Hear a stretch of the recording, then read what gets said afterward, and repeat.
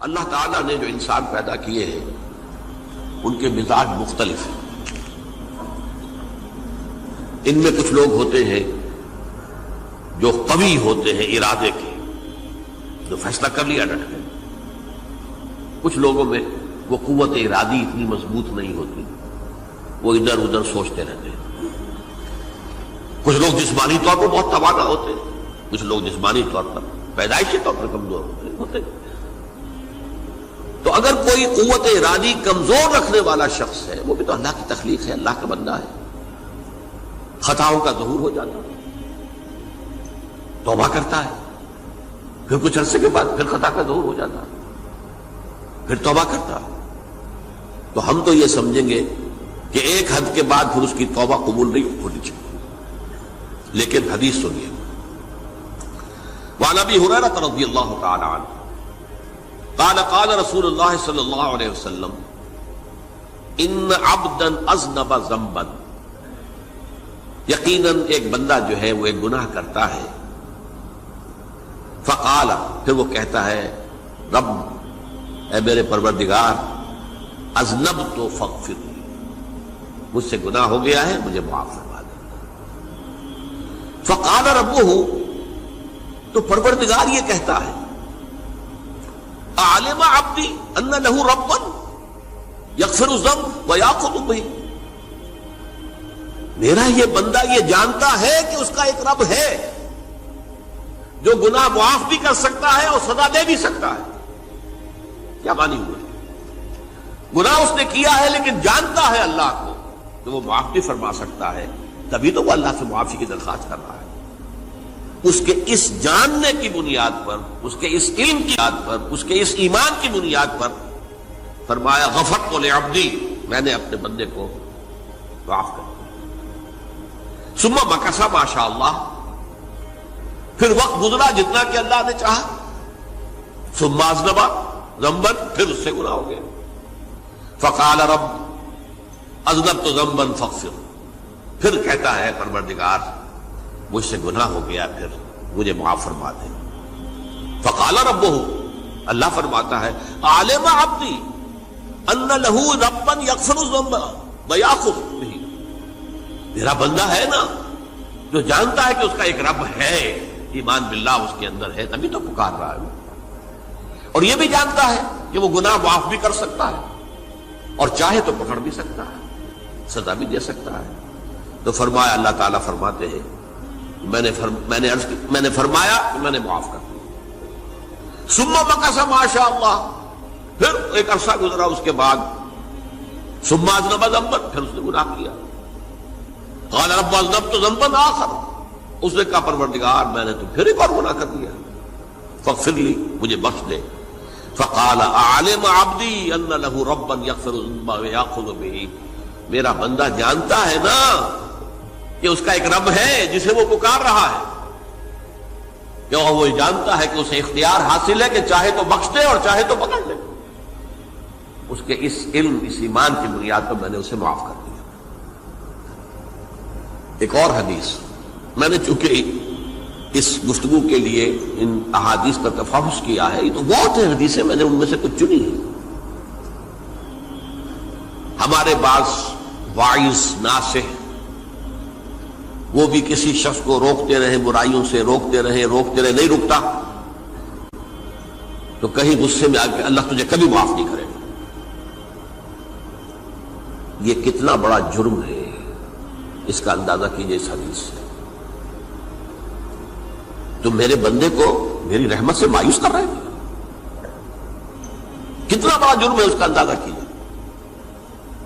یہ مسلم شریف کی روایت ہے عن جندب، حضرت جندب رضی اللہ تعالی عنہ سے، ان رسول اللہ صلی اللہ علیہ وسلم حدث، کہ اللہ کے رسول صلی اللہ علیہ وسلم نے ایک واقعہ بیان کیا. ان رجلا قال، کہ ایک شخص نے یہ کہا واللہ لا یغفر اللہ لفلان،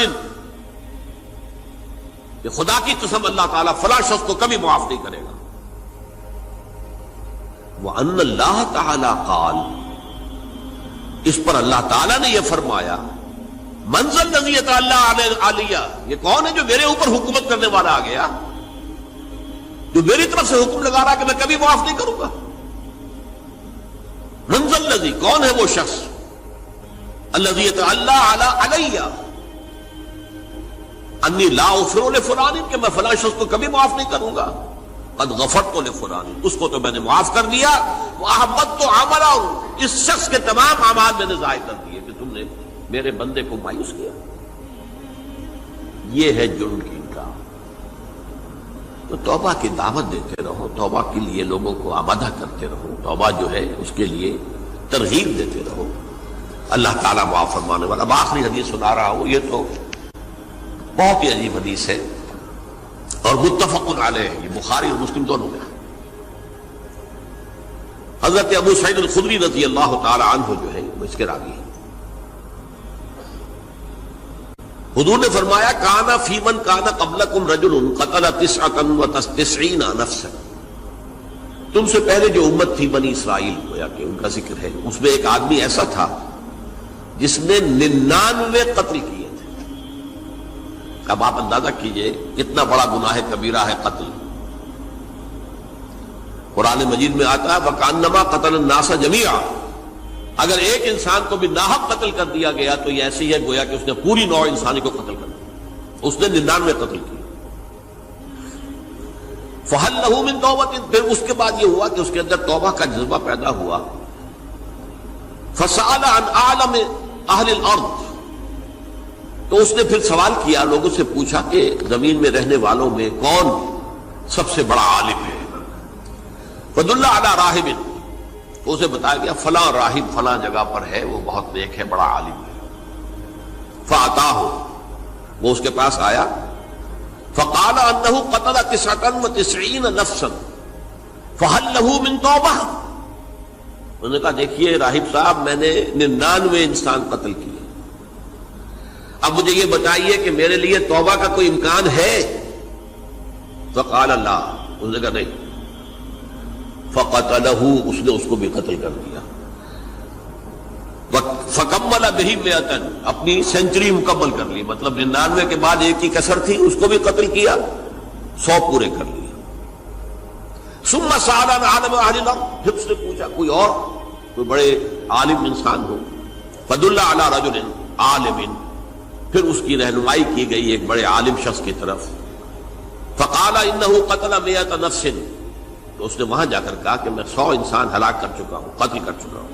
فهل له من توبہ، میرے لیے توبہ کا کوئی امکان ہے؟ فقال نعم، کہا کیوں نہیں، 100 قتل کیے تب بھی کیا ہے، توبہ کا راستہ دروازہ کھلا ہوا، ما لم یغرغر، جب تک کہ وہ گھنگرو نہیں بج رہا اس وقت تک تمہارے توبہ کا دروازہ کھلا ہوا ہے۔ فرمایا نعم، ومن یحول بینہ وبین التوبہ، تمہاری توبہ کے درمیان اور تمہارے درمیان کون حائل ہو سکتا ہے، توبہ کا دروازہ کھلا ہے۔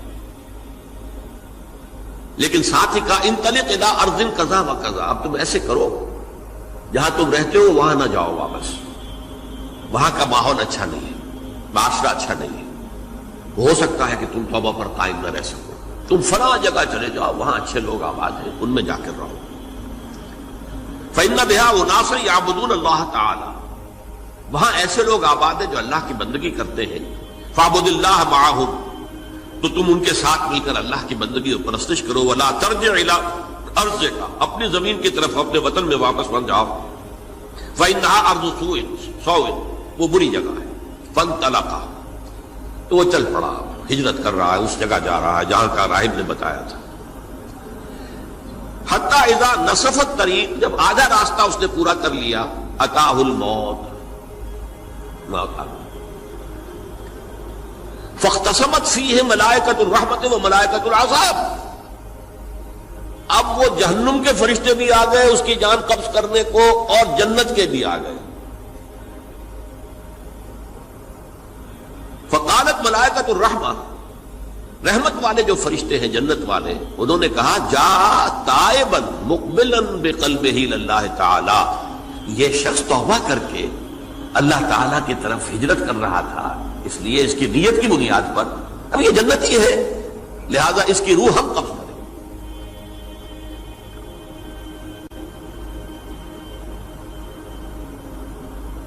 وقالت الملائکۃ العذاب، اور وہ جو عذاب والے فرشتے ہیں وہ کہیں گے انہ لم یعمل خیرا قط، تو نے توبہ کے بعد کوئی نیک عمل تو کیا ہی نہیں، تو کس بنیاد پر اس کو تم جنت میں لے جاؤ گے؟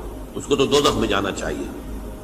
فاتاہ ملک فی صورت آدمی، تو ان کے پاس اللہ نے ایک اور فرشتے کو بھیج دیا آدمی انسانی شکل کے اندر، فجعلوہ بینہم، تو ان فرشتوں نے کہا بھائی ہمارا فیصلہ کرا دو، اس کی روح ہم لینا چاہتے ہیں یا ہم لینا چاہتے ہیں؟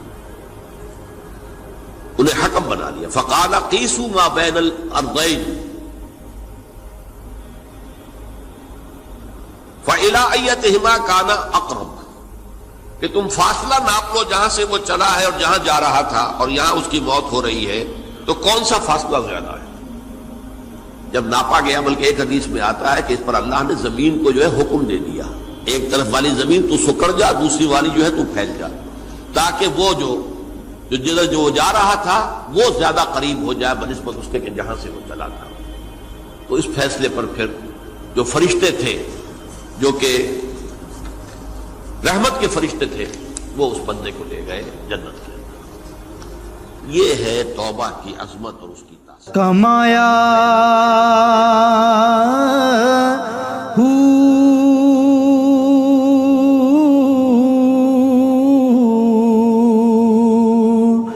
نام بھج